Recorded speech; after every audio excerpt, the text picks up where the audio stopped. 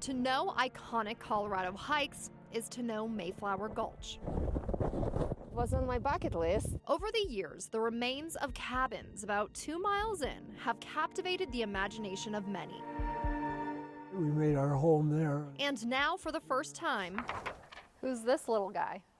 Yeah, that's a guy named Marv. Marv Colesman is sharing his story of growing up in that cabin. It was during the Great Depression, and my dad was looking for opportunities to feed his family. It was the 1930s. Marv was 5 years old. The Roosevelt administration had just made it a lot easier to be a miner. They would get more return when they did find gold, and also they wouldn't have to jump through all the red tape to keep it operational. So Marv's dad moved his family from Denver to the base of the old Boston gold mine.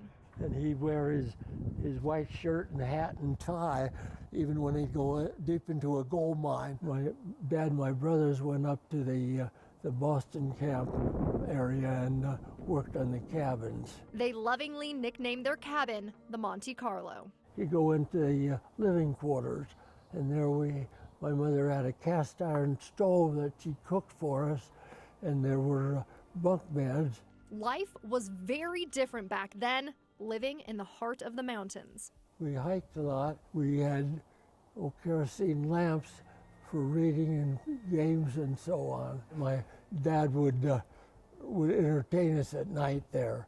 He had a couple books of knowledge, like have shadow images on the wall, and with his hands and so on to make ducks that would quack and have the sound effects. After a few years, most of the family moved to Idaho Springs. The mine closed again. The last time that anybody was looking to turn a profit over in the Mayflower Gulch area was the 1980s.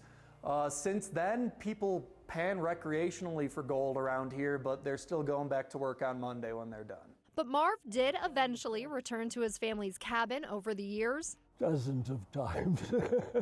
sharing the stories of his Wild West childhood with his own family and seeing how much the area has been embraced by Coloradans, to him, is worth more than gold. Well, I think it's wonderful that we could share it like that. I always thought if I was really rich, I'd go up there and buy the tax certificates on it instead of letting somebody else have them. But I had the best of two worlds this way. I could make use of it and still go back and see that wonderful scenery. I'm Danielle Kreuter, Denver 7.